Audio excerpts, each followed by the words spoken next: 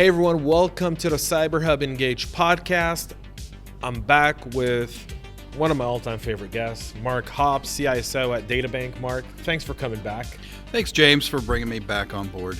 It's so nice, and we're a few hours away from our CISO roundtable here in Atlanta. I'm really excited about that. Those that are going to be listening, it's not happening while you're listening to the podcast. It happened on November 12th in beautiful Atlanta at the beautiful CODA facility. And CODA stands for Center of Databank Excellence, Accomplishments. Center of Databank Accomplishments. Johnny McCoy, who's one of the sales folks here at Databank, just walked in, and people have been asking him, what does CODA stand for? And I pulled that off. That's trademarked, owned by me, to be used only with a royalty payment. I'm glad you made that out as yours, not necessarily ours, but yes. Center of Databank Accomplishments.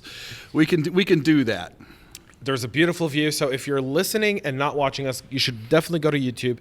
Check out the awesome view of downtown and midtown Atlanta behind us, which is just... It's absolutely beautiful. In fact, some of these buildings, the way they're lit up at night is fabulous. It's really nice. It is. It's a nice downtown at night. Mm-hmm. Although it's very quiet. I couldn't find anywhere to eat last night. I figured a college campus. There's like a community, there's a place like Community Smith, man. It's like a few blocks down here. It's really good. I went the wrong direction then. Did you go this way? I kind of, yeah. Yeah, no, you should have called me. Wrong direction. You should have called me. All right. I could have figured out a few restaurants for even where I went to lunch, I know we're getting off topic here, but even when I went to lunch. Where'd you go?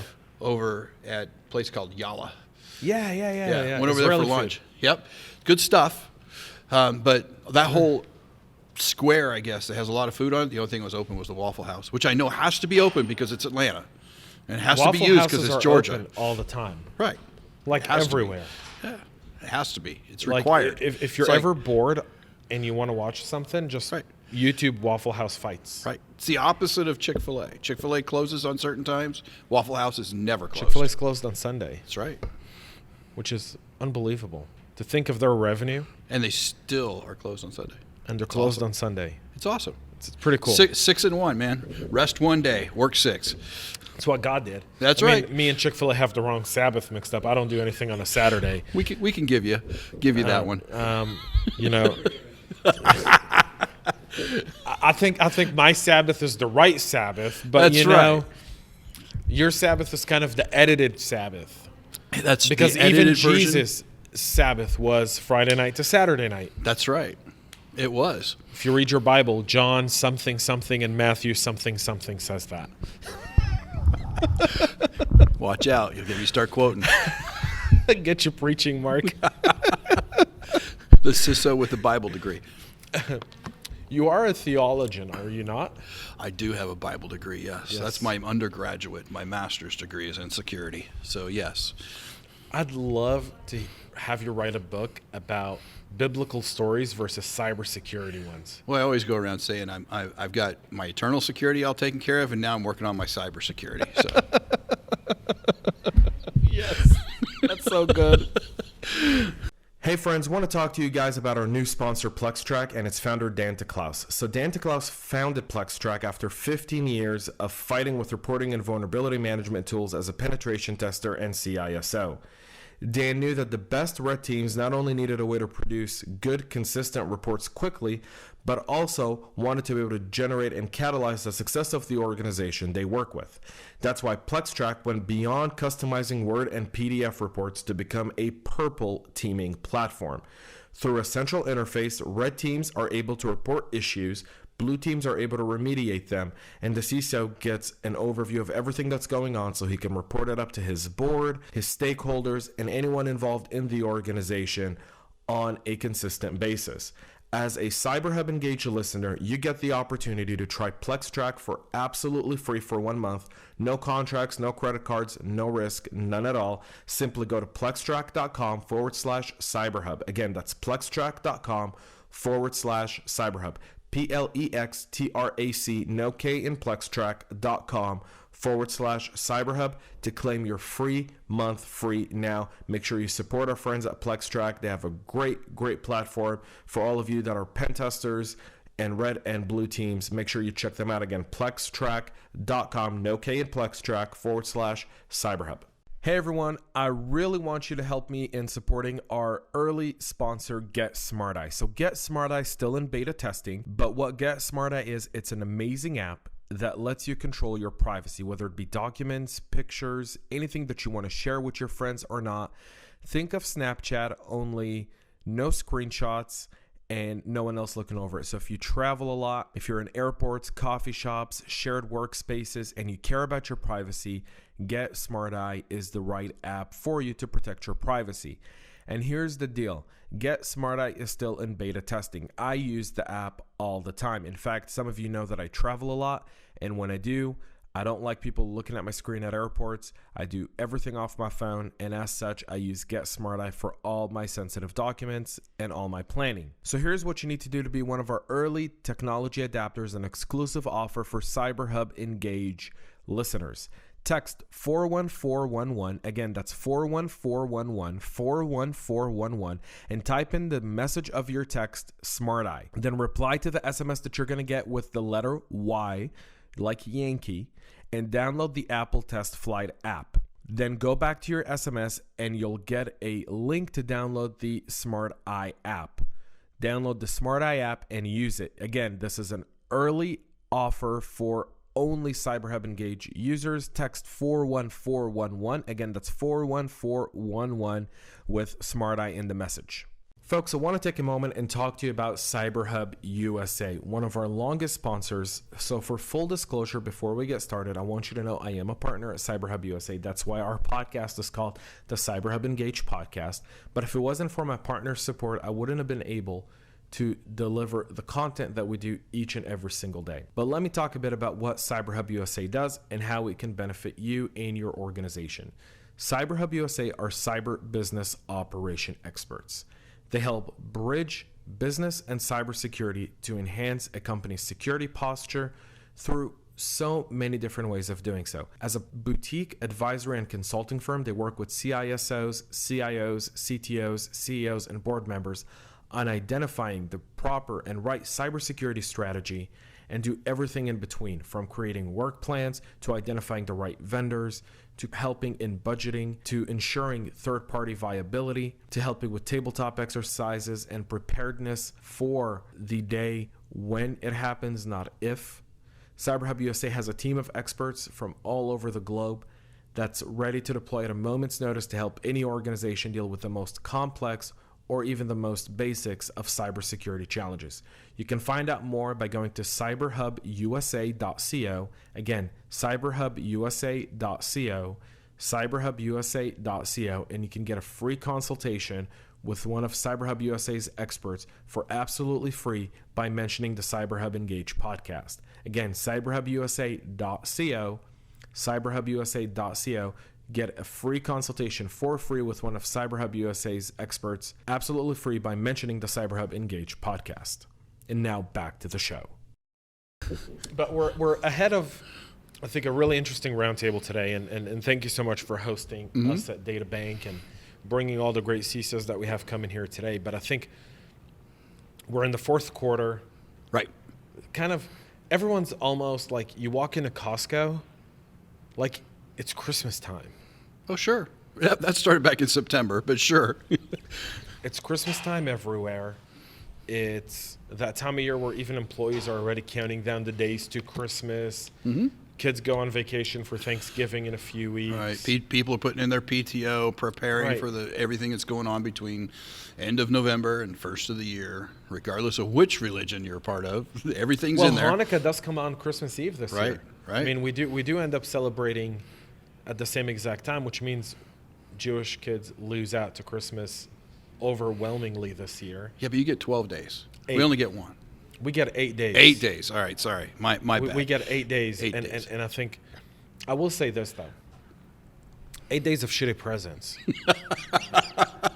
Now, wait a minute. Is that Presents or ENCES? Presents with a T. Okay, just making sure. And when I was a kid for Hanukkah, you'd get an eraser, a dreidel, a coloring book, and they wouldn't all come at once.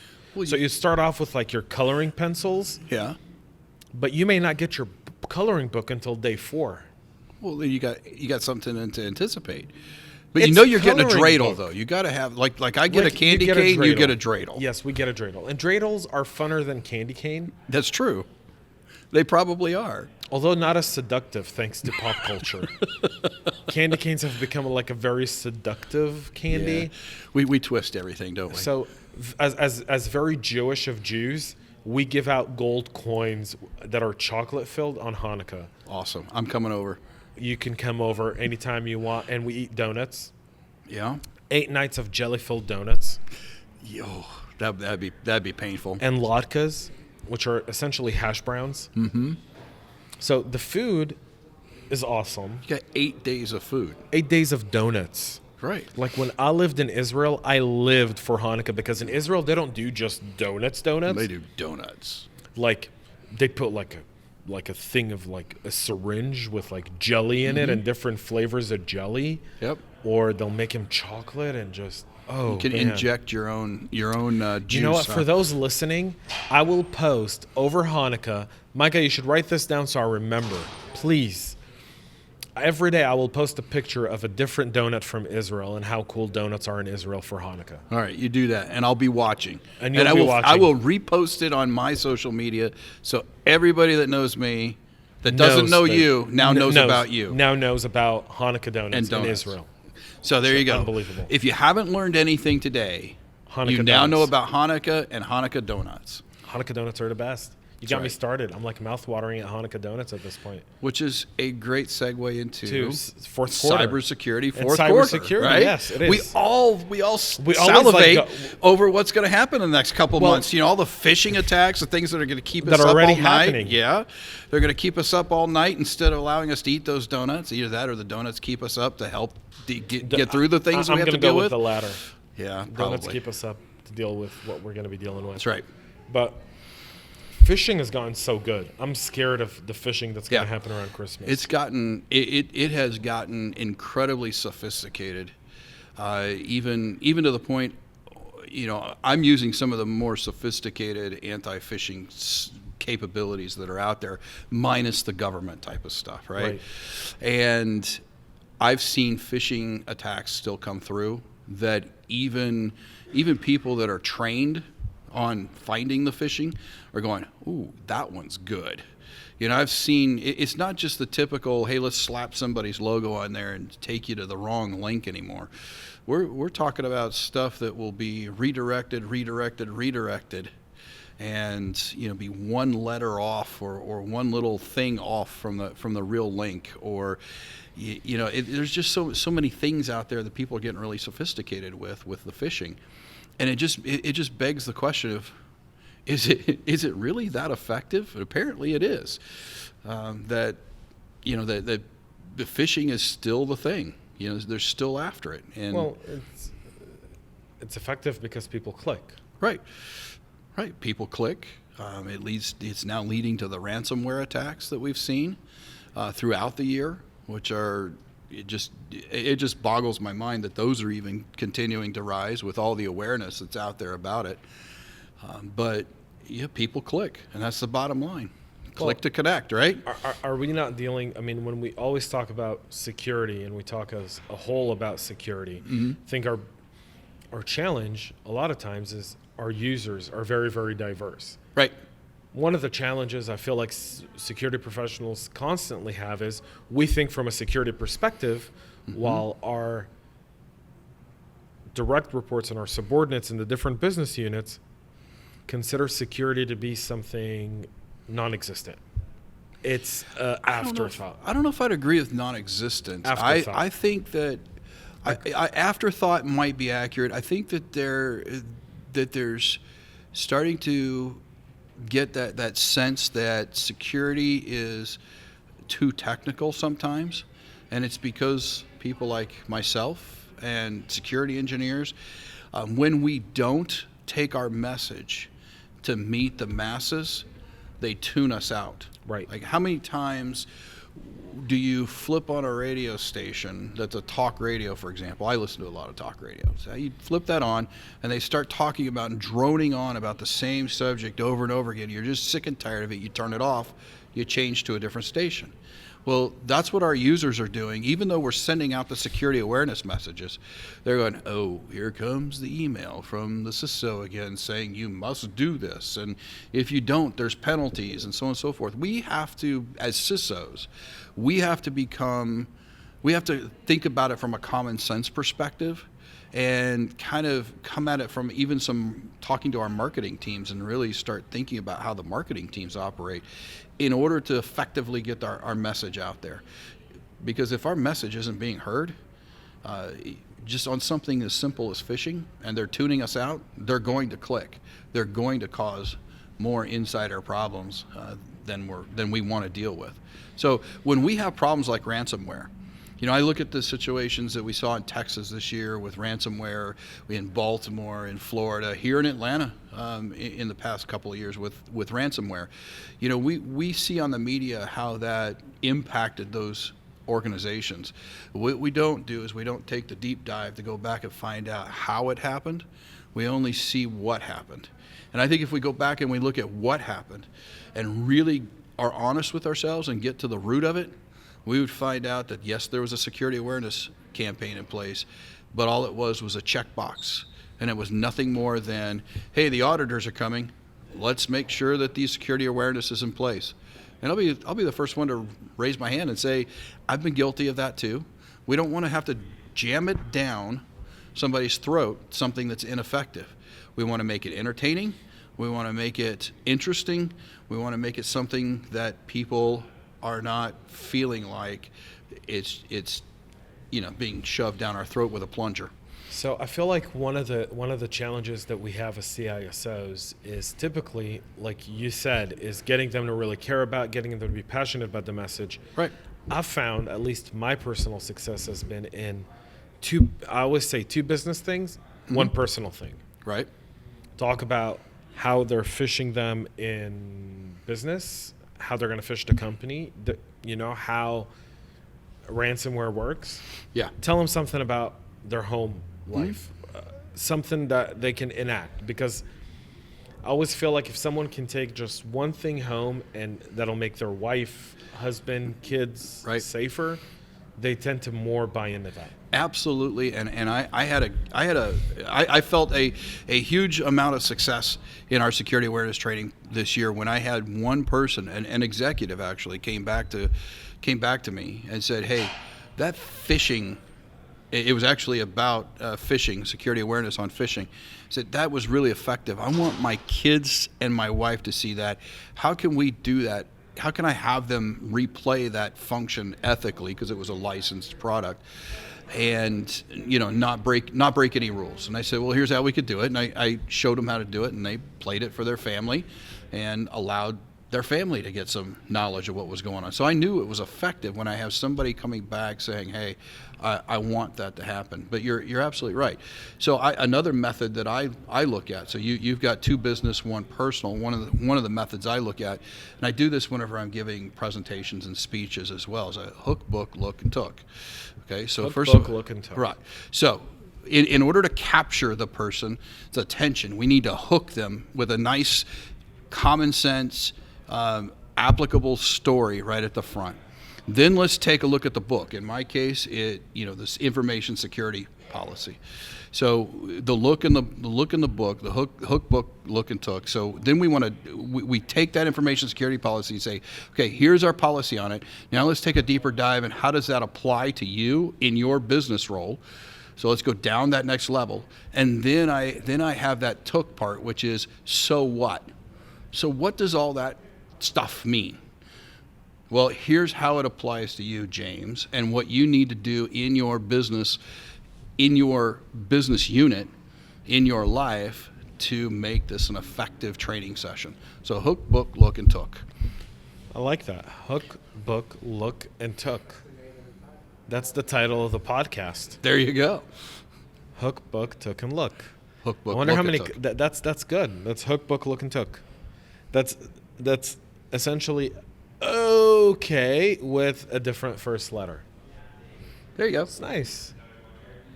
That's nice. You know, we talk about people, and it seems like technology for phishing at one point caught up.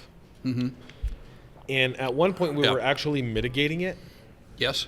And now that's not the case anymore. It feels like the hackers figured out what specific Right. technology is doing, and now they've found a way to beat it. Right. So, James, I was on another podcast the other day. I cheated on you, but it was only a 15-minute podcast. Yeah, those are boring. Yeah, but the the question was posed to me. So you got it. They were boring. Okay. So, but the question was posed to me is how can AI or something to the effect of how can AI defeat phishing? And my answer was probably not what they were looking for, because they were really looking for the answer of how can AI defeat phishing or any other type of security function. My answer was it can't. It can combat phishing. So you just talked about it. You know, phishing hit a plateau for a while, and now it's on the rise again. It's because the people that are creating the attack have learned how to defeat the AI, and now they're creating new vectors of the attack. But it's not real AI. A lot of the stuff that's out there today is machine learning. Right. And so machine learning is very limited. Right. Machine learning is very limited. And I feel like that also is one of those challenges of there's AI, there's machine learning. Now, machine learning is a function of AI. Well, AI is a real technology. It's a buzzword because people misuse it. That's exactly right. It was really interesting. I met with a company out of the Czech Republic that were here on a delegation fly-in, a Czech embassy delegation fly-in. They came to Atlanta and we hosted them. And one of the guys there was a co-founder of a company that all they do is AI. Right. And we were in a room with 20 cybersecurity vendors on a round table. Okay. And I asked him, I go, could you explain to us once and for all, what's the difference between machine learning and AI? And he gave the great example. He go, machine learning is a part of AI. Mm-hmm. But it's a very, very slow, limited piece of AI. He goes, artificial intelligence is full independent thinking. Mm-hmm. Deep learning is the ultimate goal. And machine learning is those little bits and bytes of user and machine behavior and adapting that to that action. And so I feel like ever since he explained it that way, I think I've gotten away from the buzzword or non-buzzword. A lot of companies use AI. If someone puts me AI/ML, that'll go to my spam. Right. It's my spam filter. It just goes straight there, right? Goes straight to spam. I don't want to see it. I don't want to hear it. I don't want to read it. Don't waste my time. Right. Because you can't. If machine learning is part of AI, then you can't have both. You either have machine learning or you have AI. Okay. But one can't go with the other. So you're saying one's full speed. ML can't feed AI then? Or should it feed AI? I don't think ML can feed AI because ML is just so slow. And again, it's machine learning. It's the machine learning your behavior. Right. Artificial intelligence is physically doing the thinking for you. Right. And the other factor with machine learning is typically it's that machine or that cluster. Right. You get it off of that machine and that cluster, and you have to allow it to learn all over again. Correct. You can't really pick it up and transport it. Transport Whereas it AI would be something that you can transport somewhere to some degree. So I agree with your answer and in the fact that AI can't beat phishing. Right. Humans have to beat phishing. That's right. Because we're the ultimate AI, right? For now. For now. Until we get like little like tubes coming out of our brains going bzzz. I think we're following the model of Star Trek ever since '65, and we've got the tricorders in the medical industry already. We've got the cell phones that actually chirp like a communicator. So we're headed towards the Borg. We are AI. We are, but I feel like a part of it is in technology. A lot of times, especially in cyber, we tend to look at across different technologies. Yeah. And see how we can apply them. And I think like in the fourth, kind of going back to the fourth quarter and really, we kind of started talking phishing, but really just beyond that, the human element is there's no technology that's going to replace a human. We can agree on that. Human capital is going to be involved no matter what happens to the economy. Right. what you digitalize, what you do in robotics, it doesn't matter. There's still going to be a human somewhere. Right. I completely agree. I've had the question posed to me before in more political debates of what do you do when there's no jobs left? And I've always said that humans have always adapted and created new jobs and new work. Right. When something's been removed from the opportunity space, we create new things. I mean, this whole cyber world is new jobs that have been created, right? So we're going to continue to create the new jobs. So the human will always be there. I think we can agree on that. So we go to the fourth quarter, Yep. and I think part of the challenge, I feel like, is out-of-office replies. Mm-hmm. I absolutely despise those. That's right.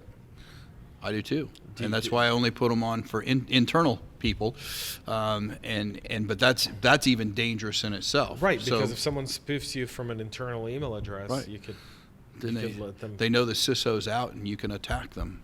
They know the CISO's out. They know who to reach out for. Right. And They know their phone number. They They know their potentially phone know number, their email email address, address. depending what you put into your out of office message. Some people basically put, it's I'm an on vacation intelligence in tool. Hawaii. Right. Yeah. It's an intelligence tool. It's like anything else. What can I collect, and how can I utilize that? And everything has the good, and everything has the bad. And so I was speaking to a friend at the Secret Service who was sharing with me a out-of-office reply, essentially business email compromise, that started as an out-of-office reply. So apparently the hackers were able to realize that a few people were at a conference because one person put in their, fired it out. well, I'm away at a conference over the next 3 days. Okay. You don't have email access. You're away at a conference, or you have very limited email access. Let's look at what conferences are going on within your field. Right? Narrows it down. Narrows it down. Then you start emailing other people, and you see who else is at that conference. So is it a Build your profile. marketing conference? Is it a operation? Is it a finance? Is it technology? What is it? Right. It's all intelligence collection. And then they called the office, pretended to have spoken to that other person, spoofed an email from that person moments after they got off the phone. Oh, wow. So the person in accounting that they called said, and I need to verify this with so-and-so. And the person on the phone said, fine, I'll email them. Mm-hmm. And so they sent her an email spoofed to look like it's coming from him about 7 minutes later that said, I've authorized this payment. Please make it immediately. This is very urgent. And how much did they get? A few million? Over $500,000. Wow. Wow. If it were that easy. It was for him or her. Well, I think, and no one picked up on it Yeah. until 5 days later. 5 days, probably when they came back the Monday after their conference. Correct. And said, That's the problem. What's this? That's another whole other challenge in just organization, but that's a very significant piece, which is out of office replies, business email compromise, Christmas time, that generosity, people are in a good mood. Right. How do you combat that? What do you do? Well, there's a couple of different things that we can do to combat that. So I think there's looking at confidentiality, integrity, and availability. We know in our security environment that the availability side of things, we have to continue to allow people to operate. So one of the things I've already indicated was I try and teach people to only do the out of office messages internally. We've already talked about keeping them to a minimum. That's one or two of the pieces that we can do. The other aspects that we can take a look at is knowing that things that when teaching somebody, when they say it's urgent, don't be afraid to pick up the phone. There are other ways for you to verify an email. Almost every company out there, big or small, has a phone tree. Right. So if it says urgent, then and the person really did mean for it to be urgent, they're going to take your phone call while they're on vacation. Right. So pick up the phone, spend the 2 minutes, and verify it. Trust but verify. if the person says yeah, and that phone number that you dialed is a known good phone number that's in your company database that you have available to you, then you know that person's at that number, they're gonna be happy to verify that kind of stuff. And then you can move forward. So it's all about that, going that extra step, and that's really what we have to teach our people, is that it's okay. See, we have to give our people permission to go that extra step, because a lot of times these things that say they're urgent or whatnot are coming in from high-ranking people, and unfortunately it's the low-ranking people that are being attacked. And so we have to teach our people at the low end of the pole, so to speak, that it's okay to pick up the phone and make that phone call to the higher-ranking person and say, look, I got this. Are we sure that you want to do this? Just validating. And when we can, that's a culture piece within our companies. That's not even a security piece. That's a culture piece. If your company doesn't have a culture that allows for that, there's a lot of other things that need to be taken a look at, and how to change that culture to allow for that kind of questioning or thought process.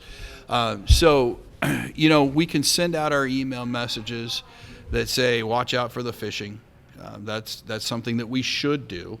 But again, use a method that is going to attract people to it. Don't just send out your message and say, guess what, folks, it's coming. Throw a nice little GIF in there that makes a little bit of fun with it, grabs the attention. I said hook, book, look, and took. So what's the hook? Always ask yourself, what is the hook to get people to pay attention to your message? You brought up such a good point around empowering our people to question and second guess different things they do. And it seems like so often that's not the case. Right. So often in business email compromise, in spear phishing campaigns, right, no one's really empowered to do that. Everybody's afraid of what they're going to get. They're going to get yelled at because they picked up the phone. Well, let me tell you something. Yelling that's going to occur, or the damage that's going to occur by not picking up that phone, is much greater than if you picked up the phone and you had a 30-second conversation. And CFOs, they're the ones that need to be taught that it's okay for that phone call to happen. So you take me away, you bring me right to where I was about to kind of interject and say, but that's corporate culture. Yeah, sure it is. That is business culture within the company 100% of the time, every time. Right. And most of the time, people aren't empowered to do that because of the culture within the organization. Right. And so I'm going to step out on a limb. I'm going to say something that sounds harsh, but it's designed to make people think. And it's simply this: that's a failure of leadership. Because what that is that when you have a culture in your environment that refuses to allow somebody to properly step up and do their job in questioning, that means your culture is one full of management and not leaders. A leader would be more than happy for someone to step up, take the initiative, and ask that question. A manager would be threatened by someone stepping up, asking that question. How dare you question my authority? Comes from the management. Right. But from a leader, thank you for being the servant that would step up and say, hey, there might be a problem here. Can I verify this? Can we nip this in the bud right at the beginning of everything? That's I think a part of that has to do with not only the culture, but also the business itself. Right. And in business email compromise, a lot of times those aren't happening to Fortune companies because they have processes and procedures in place for stuff like that. Right. It's those small to medium-sized companies that end up getting it. Right. The bigger target is the medium to where they're just getting ready to break that large barrier type of company, because they have the money to transfer, because they have enough people in their company that not everybody knows one another. So the small company is somewhat insulated from that kind of stuff because the CFO is sitting right next to the person who's in QuickBooks running it. And typically, in an environment like that, they may not even be in an office to cube type format. It may be desk to desk sitting right next to each other. Right. But that medium-sized business is the target. That always is. Yes, sir. Keep this rolling. Don't even turn it off, and just bring Chris. Okay. You got it. It's fine.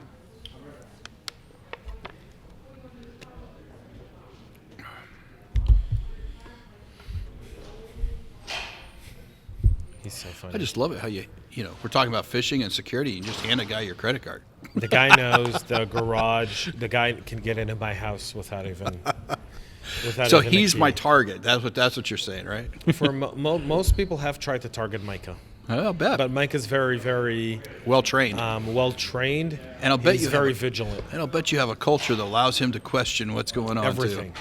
His job is to question. Yep. Everything. Yep. I say question everything. For those who are listening, Micah had to take a quick break to go pick some stuff up, and I just handedly handed him my credit card, to which Mark said, I got to target Micah. And I said, as we were talking earlier, I said, Micah's empowered to question everything he sees. That's right. In fact, he was targeted by a Russian APT a while ago, about a year ago, that tried to kind of come after us for some research we were doing at the time. And he was wise enough to know that he clicked on something and immediately stopped everything he was doing and called me. And we burned his computer? Well, he did it on his mobile device. Oh, good. So we were able to, contain it. We were able to reverse engineer it, backtrack it to know exactly where it came from. Yeah. I was able to share it with some of my law enforcement friends as kind of what they were trying to do. And it was a very good looking, I almost fell for it. Right. So it goes back to what I was saying earlier. Right. They're becoming more and more sophisticated in their abilities to replicate, to do whatever they need to do to circumvent the tools and the things that we put in place. They move a specific way almost within your network, within your organization. LinkedIn is such a... Oh, yeah. I was giving a lecture at the University of North Georgia to their master's class, not a cyber master's class, but a business master's. They brought me in to talk about cybersecurity to these CEOs, CFOs, right, VP marketings, so many other great group of people, excuse me. And I said, LinkedIn recruiters, and I showed them a case study that we did that we published for a while, then we had to take it offline. We were asked by several people to take it offline because our research was so good that we were letting the bad guys know. We were letting everyone know what they were doing, but the bad guys also knew how we got onto them. But we ran a team that infiltrated how criminal organizations that really do this, because a lot of this stuff isn't nation state, a lot of it is criminal. Right. It's the new mafia. Right. Right? The Italians and come and be like, pay me. Yeah. Now the Russians and the Eastern Europeans. And the Eastern Europeans are they're asking you to pay them, but they're pretending to be you. Right. Right? Right. And so we did this research where we started seeing how these criminal hacking organizations actually operate. So they'll have multiple offices in Eastern Europe. Typically Bulgaria, Moldova, Latvia, Lithuania, Bulgaria, Romania, back to Ukraine, Bulgaria again. back to Bulgaria, Cyprus in some parts, Turkey, at least Western Turkey. Right. The borders of Bulgaria is unbelievable what goes on there. It's just, wow. Mm-hmm. And Greece, Macedonia, Albania, Serbia, Bosnia. Right. And so they operate in that region of the Eastern Europe and the Balkans. But the way they do it is, it's not one guy or a group of people. It's different business units. Right. And so they'll set up a legitimate market research company somewhere where these guys go to work, like you and I do, Mark. Right. And their job is to collect data. And crunch data. And crunch data. They then pass that data on to their client, and the client could be the client is the other office of the company, and I don't want to go into too much detail. I can go off online with you on it. And then those guys do something else with it, and so forth. And then it hits the people who really operationalize it and really cash in on it. But what they're doing is they're creating so many layers in your investigation that as you try to backtrack the attack, you think it started here, but it really started there. But you can't connect those dots. You can only connect them if Well, they're following the same method we use to protect our environment. We make it so difficult that they want to go away. Well, these guys make it so difficult for you to find out who they are that you just give up and don't follow them anymore. They make it so that your people don't even report it. They don't report it because if a recruiter reached out to me on LinkedIn and I work for you and said, hey, I want to interview for your dream job, and that's how they got a ton of information through pretending to interview me for a job on LinkedIn. And I feel like that's where we're powerless in cyber, because that's what they're taking advantage of. And we have really no way of telling our employees, don't share specific information about your job. But if he's unhappy and he wants to go somewhere and he's trying to sell his skills, that's exactly what that person's going to be doing. Sure. It's absolutely true. It's that fine balance between, hey, I want a job, so I have to tell somebody what I've done, the CV, the resume.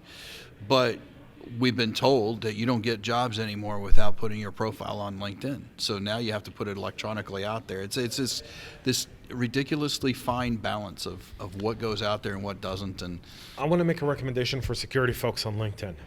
Put your title. Yeah. And how about as a community on CyberHub Engage, we come up with job descriptions for every title. And that's what you put on LinkedIn. Let's do it. Sounds good to me. Right? It's generic.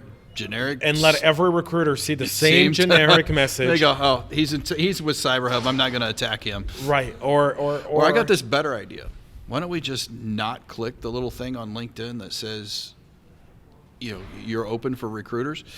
Because every one of us knows good recruiters that we trust anyway. If we really need a job, we can go talk to our own network, and we talk to people who we trust, right? Well, the problem with that, though, is even if you don't click you're not open for recruiters can still find you. True. And they still reach out to you. Just not as easy, right? Not as well. They create a normal profile, right? At the end of the day, that's what they do. And so, I get what you're saying. I completely understand it. I agree with you. I feel like we're security folks. We're sought after, so we have recruiters in our back pocket. Right. If you're in marketing, biz dev, a lot of those jobs where recruiters don't even, look at primarily because 90 days and you're out. Right. You might as well just go work for an agency. Right. You know what I mean? That's a whole different. Those guys are trying to find their next gig, and always trying to find. And you know what? It's, so that different topic, but I've got a position that's open right now that I'm hiring for. So I'm kind of going through this process with LinkedIn and finding the right people.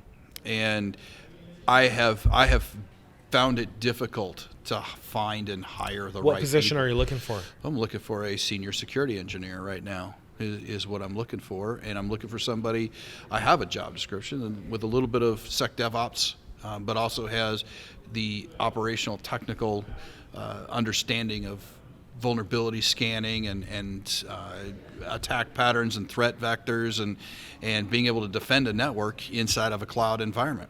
And so it's a blend of a couple of different kinds of specialties within security. So I'm looking for somebody probably that has a strength on one side and is willing to learn 2 or 3 other sides to really kind of bump up their resume.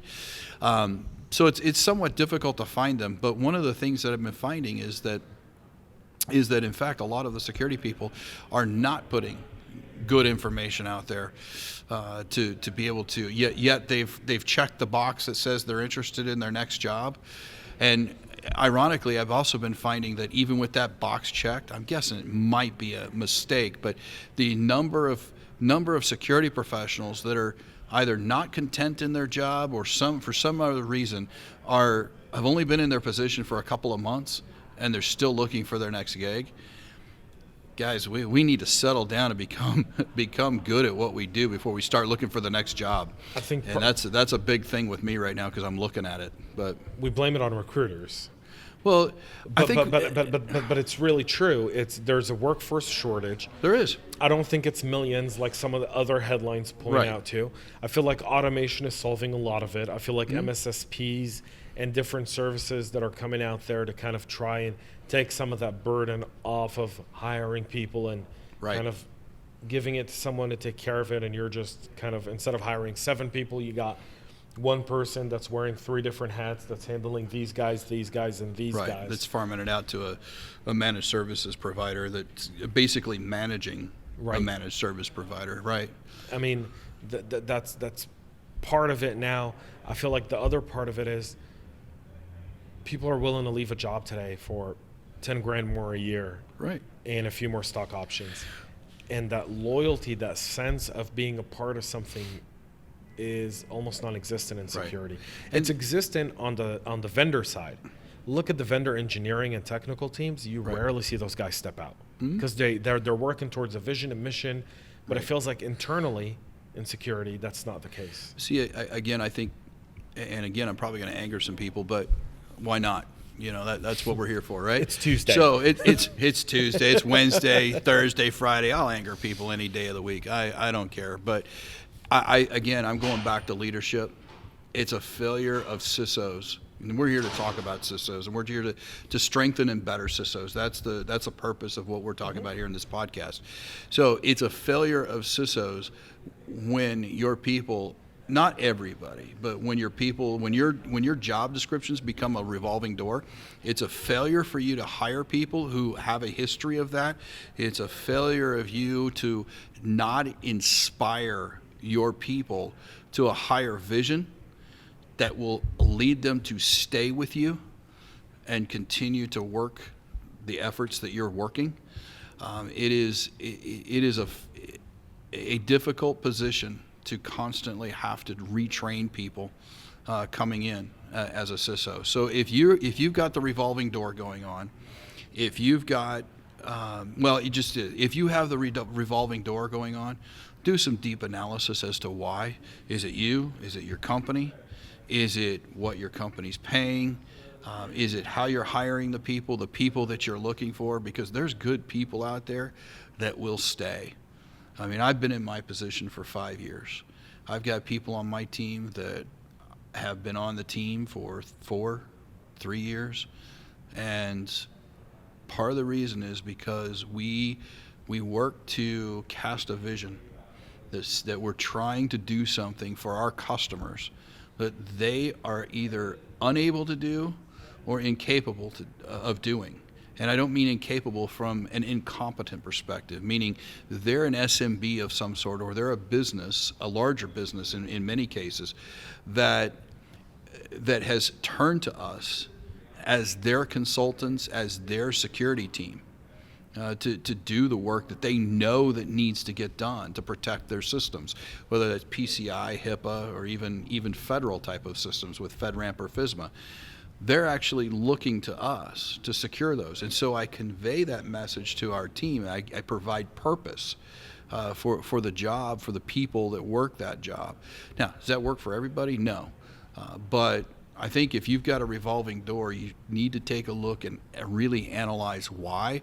And as a CISO, you need to correct that. Otherwise, you're constantly going to be in that problem. And it's a difference between leadership and management. It really is. And if I've said it a number of times here, I'm going to keep saying it, CISOs need to lead, not manage. And it is just like I preach common sense security, I'm preaching leadership versus management. It is important that we lead and we be out there and we are not driving things down people's throats, but we're guiding them to the water. Now, we can't make them drink, but at least we can guide them and show them where the water is so that they can take that drink. I feel like that's such an important point, and I want to end this episode on that high note. Okay. Because I feel like that's such a good high note. I don't know that I want to go into anything else. CISOs should manage, should lead and not manage. Right. I think if more people paid attention to that, the state of our industry might be a little bit better. Although, I mean, I said I was going to end, but I'm not. We'll take 5 more minutes because it's something I'm really passionate about. I've spoken about it. You know, people that are going to listen to this episode, they're listening to it a month down the road. But a month ago, for you listeners, Capital One fired their CISO for, I think, a job well done in responding to an incident. Right. And that frustrates the living Jesus out of me. Like, it just does. It's if you're a CISO and you watched a Capital One response, I'm not talking about the people that Monday morning quarterback that situation on LinkedIn. You and I have talked about it 3 different times. Right. Once on the podcast and twice a couple of times. Right. A couple of times just privately. Right. I think one time at the CyberHub Summit when we were having our fireside chat. You discovered, you handled. You got the right people involved with law enforcement absolutely quickly. You did everything by the book. Yep. You still paid the price. You still paid the price. So that leads me to believe there's no reason for anyone to want to be a CISO. It's not an easy job. They You're reduced that incentive. Right. Corporate, the CEOs and the boards are taking away the incentive for anyone to want to be CISO without them having to pay the bejesus for that CISO because they know. Right. I mean, we had on our fireside chat Graham Payne, the former CIO for 3 of us Equifax. were sitting right up there. Mm-hmm. And he was talking about the price that he paid post breach. Right. I know that. So I wake up. You know, there's these cartoons out there that show the CTO is sleeping, the CFO is sleeping, and we know that that's not exactly true. But they show the empty bed for the CISO, right? You know, it's funny, but there's a lot of truth to that because I'm a pretty calm and I'm a pretty confident guy about my job, and I know that if something happens, probably going to be able to be a consultant. I can be able to get another job at some point. But reality is, I go to bed every night and wondering if I'm going to wake up in the morning and find Databank in the news or find one of our customers in the news because there was a breach within the systems or our facility or something. And knowing that in order, the way that most companies react, in order for something, there's rectification of some sort, there's a head that's got to roll somewhere. That's just the way it works. Now, granted, we don't know all the inside details of Cap One. There may be things we don't know. We always have to give that as a possibility.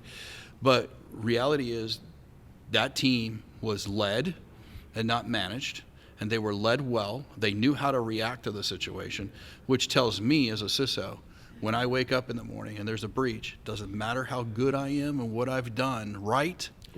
Should I even invest time in my incident response? That I might as well walk into my CEO's office or my CTO's office and say, I'm going to help you for the next 6 months. You got 6 months notice.